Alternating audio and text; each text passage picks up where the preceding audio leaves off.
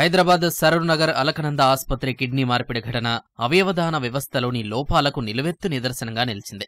ఆస్పత్రులపై ప్రభుత్వ నిఘా డొల్లతనాన్ని ఎత్తిచూపుతోంది. కేవలం 6 నెలల క్రితం ఏర్పాటు చేసిన ఆస్పత్రిలో ఒకే రోజు ఏకంగా 2 రోగులకు ఎలాంటి అనుమతి లేకుండానే కిడ్నీ మార్పిడి చేయడం అందుకు నిదర్శనం. కిడ్నీలను దానం చేసిన మహిళలిద్దరూ ఒంటరివారు కావడం, వారు ఆర్థిక పరిస్థితిని ఆసరాగా చేసుకుని దళారులు వారిని ఈ రొంపిలోకి దింపినట్లు తెలుస్తోంది. ఆ ఘటనపై ప్రభుత్వం ఏర్పాటు చేసిన 4 సభ్యుల కమిటీ విచారణలో పలు కీలక అంశాలు వెలుగుచూశాయి. కమిటీ సభ్యులు గాంధీ ఆస్పత్రిలో చికిత్స పొందుతున్న వారి నుంచి పూర్తిస్థాయిలో సమాచారం సేకరించి ప్రభుత్వానికి నివేదిక అందించారు.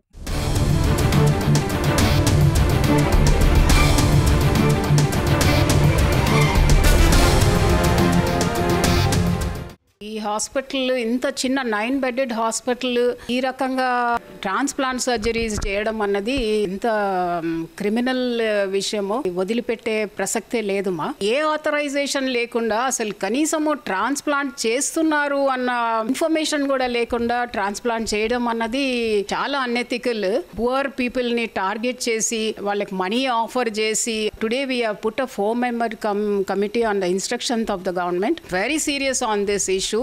వదిలిపెట్టే ప్రసక్తే లేదమ్మా. Already police have seize the hospital. అక్రమంగా కిడ్నీ ట్రాన్స్ప్లాంటేషన్ చేస్తున్నారని దాని మీద మా గౌరవ మంత్రి గారు, మా అధికారులందరూ చాలా సీరియస్గా రియాక్ట్ అయ్యి ఒక కమిటీని వేయడం జరిగింది.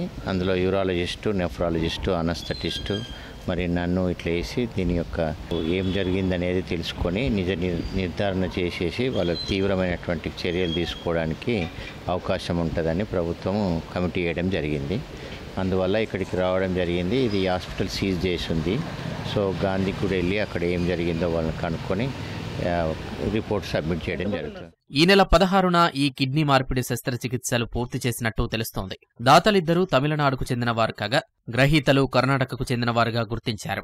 సేకరించిన కిడ్నీలను 67 ఏళ్ల వృద్ధుడు, మరో 48 ఏళ్ల మహిళకు అమర్చినట్లు సమాచారం. ప్రస్తుతం వారు గాంధీ ఆస్పత్రిలో చికిత్స పొందుతున్నారు. అయితే కిడ్నీ దాతలు, గ్రహీతలకు ఒకరితో ఒకరికి అసలు ఏ సంబంధం లేదని విచారణలో వెల్లడైనట్లు తెలుస్తోంది. అవయవాలు తీసుకున్న వారి నుంచి దళారులు 50 లక్షల ప్యాకేజీ మాట్లాడుకున్నట్లు సమాచారం. అందులో 40 లక్షలు వైద్య ప్యాకేజీ కాగా 10 లక్షలు కమిషన్గా తీసుకున్నట్లు తెలుస్తోంది. కిడ్నీ దాతలకు 4 లక్షల చొప్పున ఇప్పిస్తామని నమ్మించి 50,000 చొప్పున కమిషన్ చెల్లించాలని బేరం కుదుర్చుకున్నట్లు విచారణలో వెల్లడైనట్లు తెలుస్తోంది.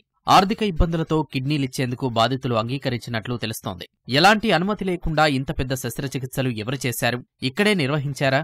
ఇంకెక్కడైనా చేస్తున్నారా? అనే కోణంలో నిజ నిర్ధారణ కమిటీ దృష్టి సారించింది.